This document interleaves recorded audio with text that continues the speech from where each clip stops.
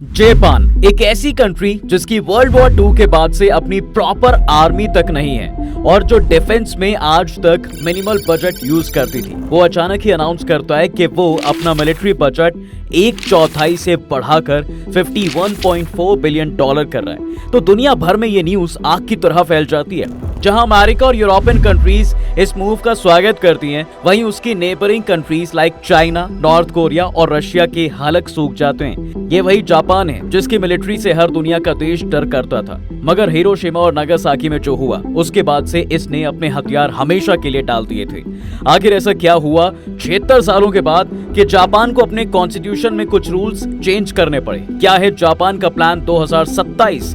क्यों चीन थर-थर कांप रहा है? चलिए समझते हैं। देखिए 1940s के टाइम पर जापानीज आर्मी इतिहास की सबसे क्रूर और अत्याचारी आर्मी मानी जाती थी। ये वही जापानीज आर्मी है जिसने चीन के नानजिंग में ऐसी क्रूरता की थी जिसमें 6 हफ्तों के अंदर औरतों और बच्चों के साथ बहुत ज्यादा ही अत्याचार किए गए और लाखों करोड़ों लोगों को मौत के घाट उतार दिया गया था। इसके अलावा उन्होंने एक डेथ मार्च भी निकाला था जिसमें उन्होंने ऑस्ट्रेलिया प्रिजनर्स ऑफ वॉर को एक लंबे मार्च करवाया था और अगर कोई थक कर गिर जाता था तो उन्हें तभी डायरेक्टली शूट कर दिया जाता। और कामिकेज वॉरियर्स के बारे में तो कोई भी भूल नहीं सकता। इनका काम था अपनी मिसाइल लोडेड एयरक्राफ्ट को लेकर दुश्मन के खेमे पर आत्मघाती हमला कर देना। और जापान के पास एक टाइम पर ऐसे कई सारे कामिकेज सोल्जर्स थे और इनकी एक अलग ही पूरी सेना हुआ करती थी। इंपीरियलिस्ट जापान एक्सपेंशन के चक्कर में लाखों लोगों को मारता जा रहा था, जिसमें चाइनीज, इंडोनेशियाई, कोरियाई, फिलीपींस, ब्रिटिश और ऑस्ट्रेलियन लोग शामिल थे। लेकिन जैसे ही हिरोशिमा और नागासाकी पर अटैक हुआ, जापान को बहुत ही बड़ा झटका लगा है और उसका सब कुछ बर्बाद हो जाता है। इस हादसे के बाद मानो जापानीज मिलिट्री की काया हमेशा के लिए ही पलट गई।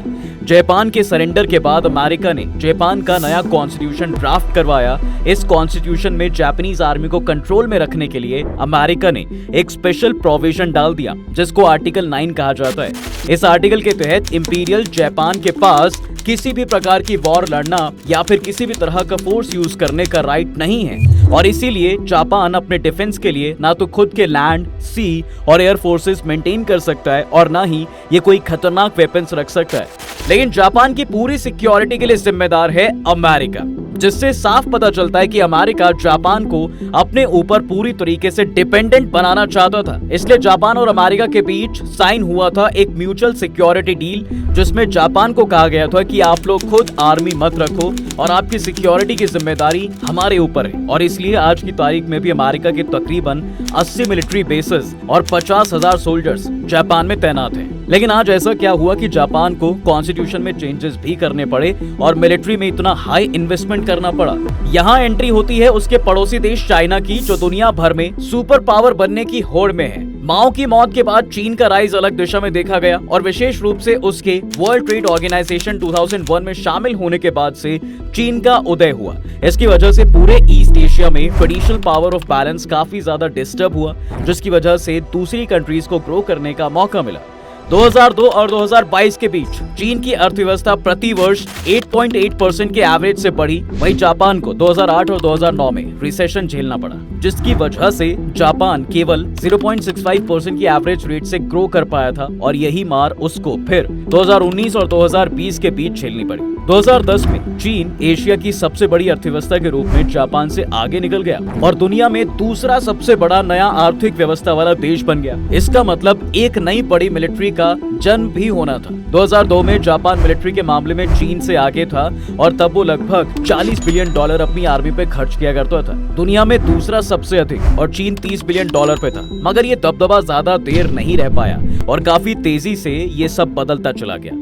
2007 आते आते चीन दुनिया का दूसरा सबसे बड़ा सैन्य खर्च करने वाला देश बन गया था, एक ऐसा स्थान जिसे उसने तब से लेके आज तक पकड़ा हुआ है। 2022 में चीन ने अपनी सेना पर लगभग $300 बिलियन खर्च किए, जो जापान के खर्च का 5.5 गुना यानी लगभग $54 बिलियन था।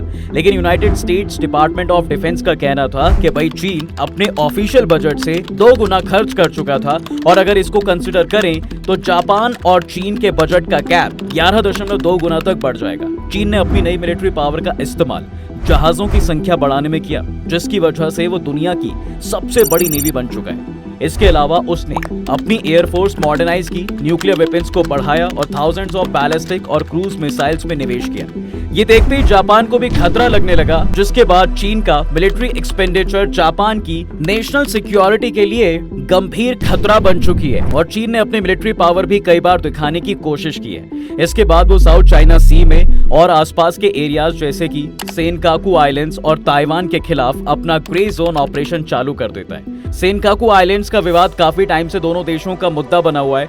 ये आइलैंड ताइवान के उत्तर पूर्व और जापान के दक्षिण में पड़ता है। इसमें 8 अलग अलग आइलैंड्स हैं। कुल मिला के ये इलाका करीब 7 वर्ग किलोमीटर का है। यहाँ आबादी नहीं रहती, लेकिन स्ट्रैटेजिकली और बिजनेस के लिहाज से ये बहुत अहम आइलैंड है। ये दुनिया के उन इलाकों में है जहाँ बड़ी तादाद पर मछलियाँ पाई जाती हैं। साथ ही यहाँ मौजूद कच्चे तेल और प्राकृतिक गैस का भंडार भी है।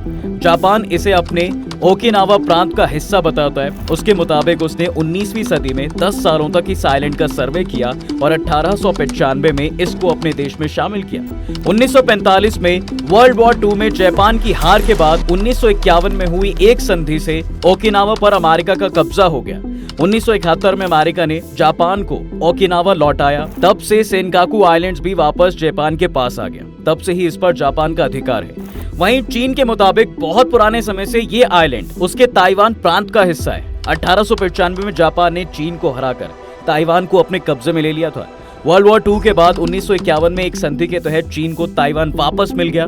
ऐसे में सेनकाकू आइलैंड्स भी उसका हो गया। लेकिन 2012 में जापान की सरकार ने प्राइवेट ओनर से सेनकाकू आइलैंड के 3 आइलैंड खरीद लिए। इन कारोबारियों ने ये आइलैंड 1932 में खरीदे थे। इसको लेकर दोनों देशों में तनाव बढ़ गया।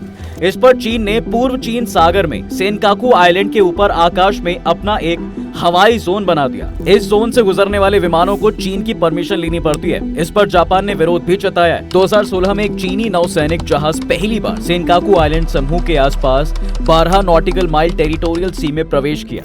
इससे पहले केवल चीन तटरक्षक जहाजों ने ही ऐसा किया था। 2018 में एक चीन सबमरीन ने भी वही किया। 2020 में चीनी तटरक्षक जहाजों ने सेनकाकू द्वीप समूह के पास संचालन किया और वो भी लगातार 111 दिन। फरवरी 2021 में बीजिंग ने एक नया कानून बनाया, जिसके तहत चाइनीज कोस्ट गार्ड को समुद्री क्षेत्रों में विदेशी जहाजों के खिलाफ बल प्रयोग करने के अधिकार दिए गए और इसमें सेनकाकू आइलैंड्स भी शामिल है, जिसके बारे में चीन दावा करता है कि ये उसका डियायू आइलैंड्स हैं। चीन के साथ साथ नॉर्थ कोरिया भी लगातार जापान के खिलाफ खड़ा रहता है। नॉर्थ कोरिया लगातार जापानीज सिटीजन्स को अबडक्ट करते जा रहा है। उनको वो स्पाई बनाकर साउथ कोरिया भेज देता है, या तो उनकी आइडेंटिटी चुराकर अपने एजेंट्स को उनके जापानीज आइडेंटिटी देकर उन्हें साउथ कोरिया भेज देता है। इसके अलावा नॉर्थ कोरिया एक न्यूक्लियर पावर भी है और इनके पास काफी न्यूक्लियर मिसाइल्स भी हैं। रिसेंटली नॉर्थ कोरिया ने एक मिसाइल टेस्ट किया जो सीधा जापान के ऊपर से पैसिफिक ओशन में जाकर गिरा। इस वजह से जापान में हर जगह इमरजेंसी अलार्म बजने लगे और लोगों को शेल्टर तक लेने के लिए कहा गया और कई ट्रेन्स को सस्पेंड कर दिया गया। ये चौथी बार है जब नॉर्थ कोरिया ने बिना पूछे, बिना इन्फॉर्म किए जापान के ऊपर से बैलिस्टिक मिसाइल्स को फायर किया। नॉर्थ कोरिया को देखते हुए चीन भी इसमें घुस गया है और कुछ महीने बाद ही चीन ने भी बैलिस्टिक मिसाइल्स उड़ाए जो कि सीधा जापान के एक्सक्लूसिव इकोनॉमिक जोन में जा गिरे, जो कि जापानीज टेरिटरी से 100 किलोमीटर दूर है। ये मानो जैसे कि ये कोई चेतावनी थी या फिर चीन अपने मसल पावर दिखाना चाहता था। पॉलिटिकली भी देखा जाए तो चीन का मकसद भी यही था, जापान को धमकाना। वो बताना चाहता था कि ताइवान के मामले में वो बीच में ना आए, जैसे कि चाइना ताइवान को अपना बताता है, लेकिन जापान ये नहीं चाहता कि चीन ताइवान को इन्वेड करे, क्योंकि पहले तो ताइवान जापान से बहुत ही क्लोज है। जापान का साउदर्न मोस्ट आइलैंड ताइवान से सिर्फ 100 किलोमीटर की दूरी पर है। इसका मतलब ये कि ताइवान में कुछ भी कॉन्फ्लिक्ट अगर होता है तो उसका डायरेक्ट असर जापान पे जरूर पड़ेगा। इसके साथ ही जापान के इंपॉर्टेंट ट्रेड रूट्स ताइवान के पास से होकर गुजरते हैं। अगर ये चीन के कंट्रोल में आ जाते हैं तो जापान का उन रूट से ट्रेड ब्लॉक हो जाएगा।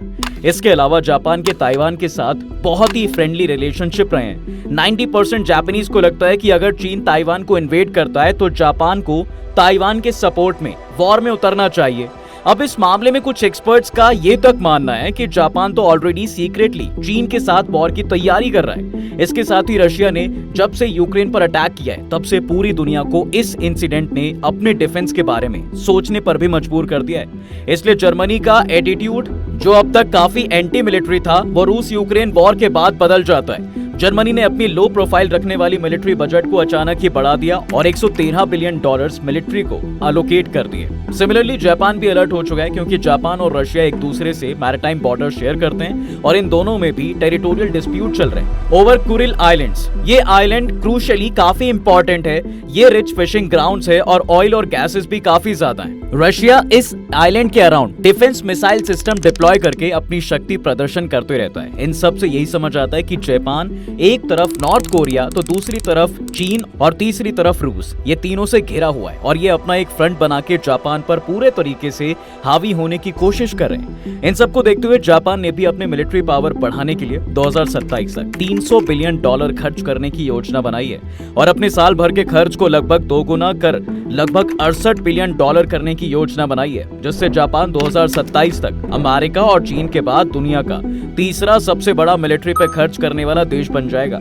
इस बजट के तहत जापान का मिलिट्री खर्च अगले साल 16% से ज्यादा बढ़ जाएगा, जिससे लंबी दूरी की क्रूज मिसाइलों की तैनाती में तेजी आएगी जो चीन या नॉर्थ कोरिया तक टारगेट कर सकती है। इसके साथ ही वो मॉडर्न जेट्स और कई अमेरिकी हथियारों के साथ सेना को और भी मजबूत कर पाएगा, क्योंकि जापानी सैनिक तेजी से अपने पार्टनर्स के साथ काम कर रहे हैं और अब वो आक्रामक भूमिका भी निभा रहे हैं, जिसके लिए जापान वर्ल्ड वॉर 2 से पहले जाना जाता था। तो दोस्तों, ये था जापान का फिर से अपनी मिलिट्री को मजबूत करने का सारा खेल। आपको क्या लगता है, क्या जापान चीन को पीछे छोड़ पाएगा? कमेंट्स में जरूर बताएं। तब तक के लिए हम आपसे विदा लेते हैं। जल्द हाजिर होंगे एक नए इंटरेस्टिंग टॉपिक के साथ। अगर ये वीडियो पसंद आए तो इसे अपने दोस्तों के साथ शेयर कर दें और वीडियो को लाइक करना ना भूलें। और अगर आपने हमारे चैनल को अभी तक सब्सक्राइब नहीं किया है तो वो भी कर दें। साथ ही बेल आइकॉन प्रेस करना बिल्कुल ना भूलें, ताकि हमारी वीडियो आप तक जल्द से जल्द पहुंच सके।